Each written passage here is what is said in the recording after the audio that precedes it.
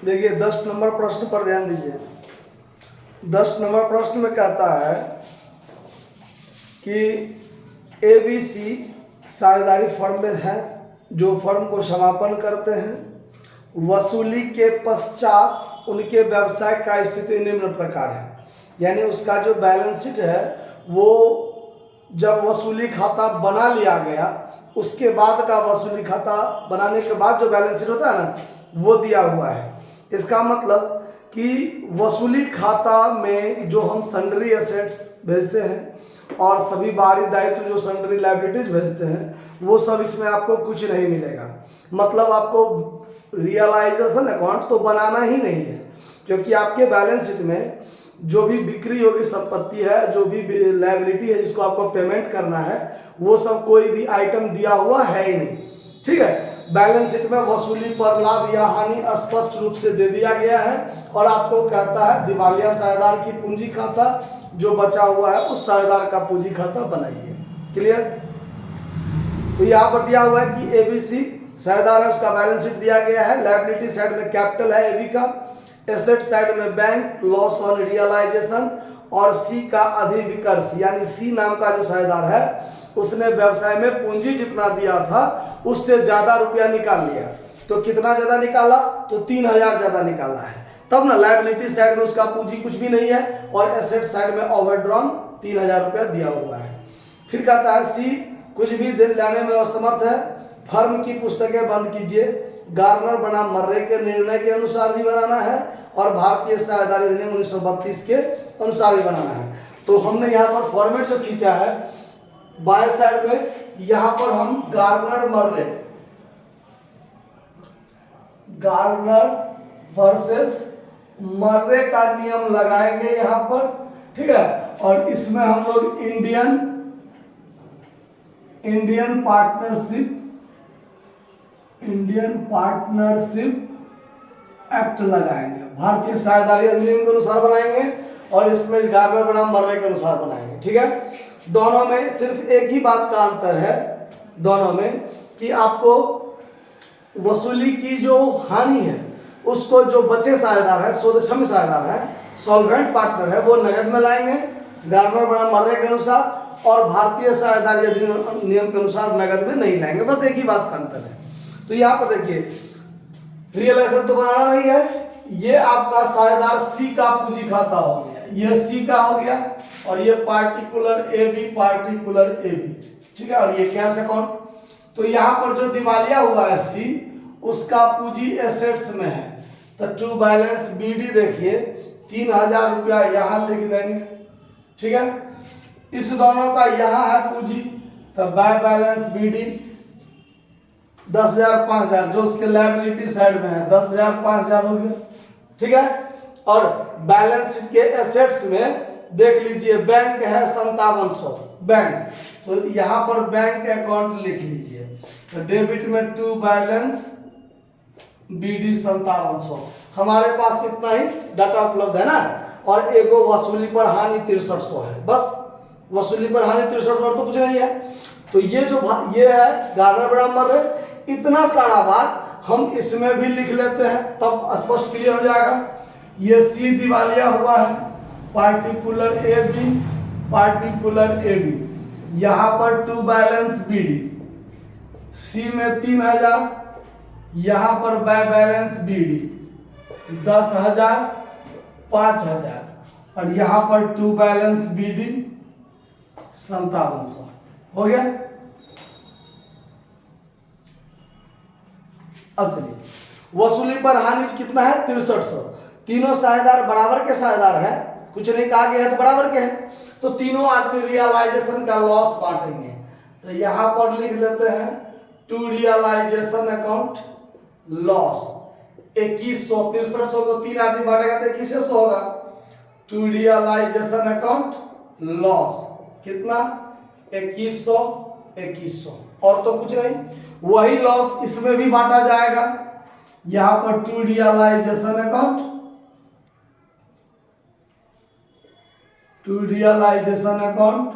Loss 2100 ये भी बांटेंगे।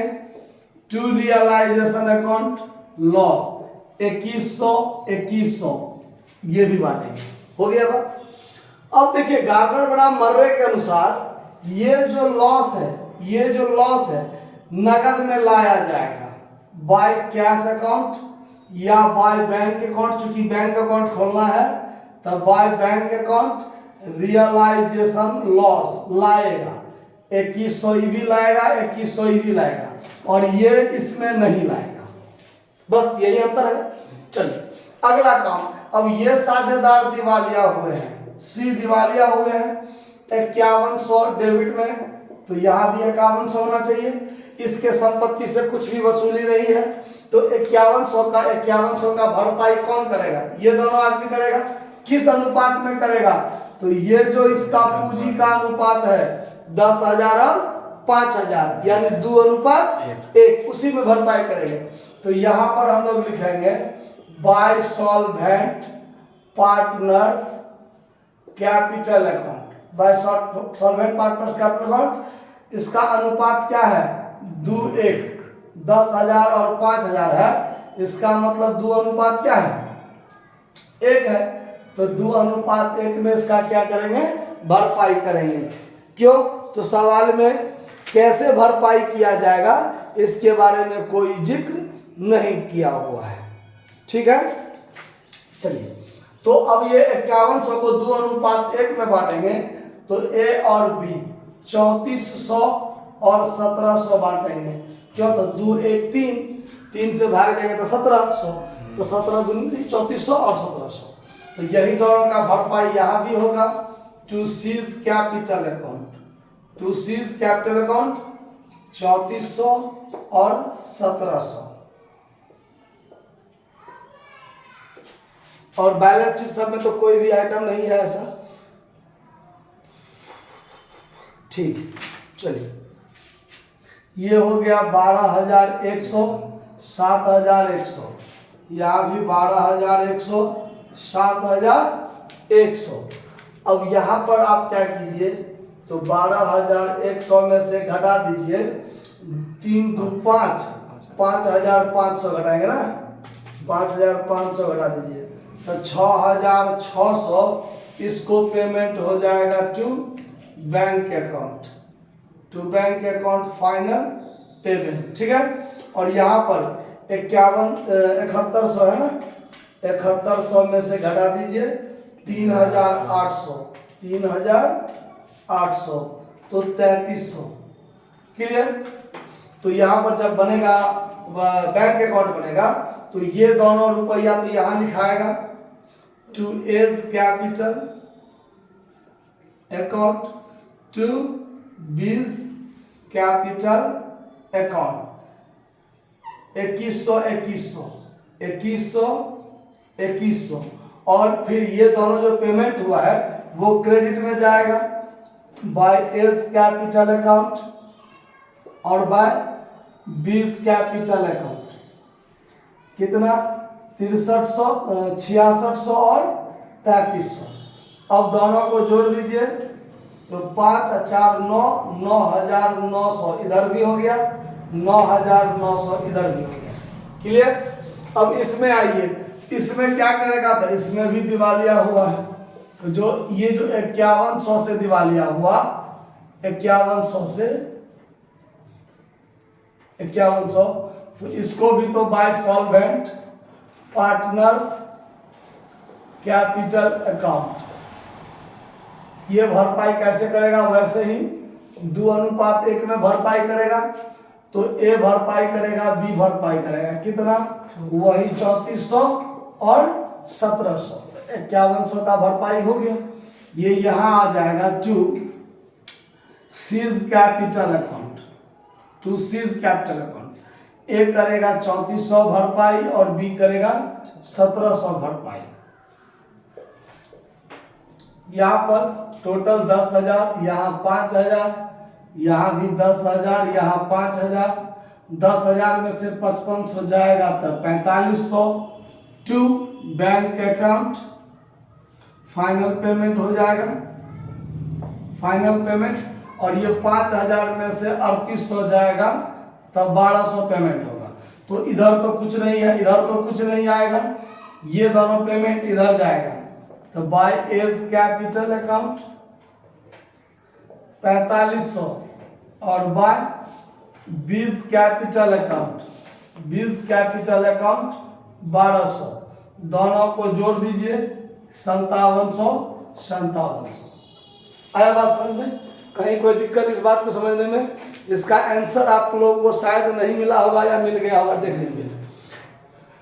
गार्नर बनाम मर्रे के अनुसार आपको आंसर मिल गया 6600 और 3300, ये 6600 3300 और कैश का 9900। लेकिन पार्टनरशिप एक्ट के अनुसार फाइनल पेमेंट 2550 2550 ये बराबर बराबर हुआ है, देख लीजिए। ठीक है, तो ऐसा नहीं, इसका आंसर गड़बड़ है, क्योंकि अंतर तो एक ही चीज का है कि लॉस को नगद में लाएंगे, इसमें नहीं लाएंगे। बाकी ये जो कमी है उस कमी को बराबर बराबर इसमें क्या किया है, इसमें जो आंसर लाया है कि जैसे जो साझेदार दिवालिया हो ना, उसकी जो पूंजी की कमी है उसको पुराने लाभ विभाजन अनुपात में बांट दिया। तो पुराना लाभ विभाजन अनुपात तो बराबर बराबर है, बराबर बराबर है ना। तो ये 5100 को बराबर बराबर बांट दिया था, 2550 2550 बराबर बराबर बांट दिया है। तो ये काम इसमें कर दिया है। और वैसे अगर मान लीजिए 2550 करके बांट भी दिया तो भी फाइनल पेमेंट यहाँ 2550 अगर यहाँ करेंगे तो भी उतना आंसर आने की गुंजाइश नहीं है। 10,000 में से 2100 इधर घटाइए और फिर माइनस 2550 घटाइए तो 5350 होता है। तो ये क्या है, गड़बड़ है। समझ में आ रहा बात? क्योंकि जो साझेदार दिवालिया हुआ है उसकी पूंजी की कमी को देखिए, क्यों तो भारतीय साझेदारी अधिनियम 1932 में बना है और ये गार्नर बनाम मर्रे का नियम तो 1900 ईस्वी से है, इससे पहले से है। तो ये जो सिद्धांत बना है उसी को फॉलो करते हुए बना है। बस ये नगद को, रियलाइजेशन लॉस को नगद में नहीं लाना है, बाकी सारा काम वैसे ही करना है। जो दिवालिया हुआ है उसकी पूंजी की कमी को पूंजी अनुपात में ही बांटा जाएगा, न कि पुराने लाभ विभाजन अनुपात में। आया बात समझ में? तो इसको नोट कर लीजिए। धन्यवाद। कहाँ 5100? अच्छा, यहाँ लिखना छूट गया, यहाँ 5100 डाल दीजिए, बात खत्म। ठीक है, नोट कर लीजिए।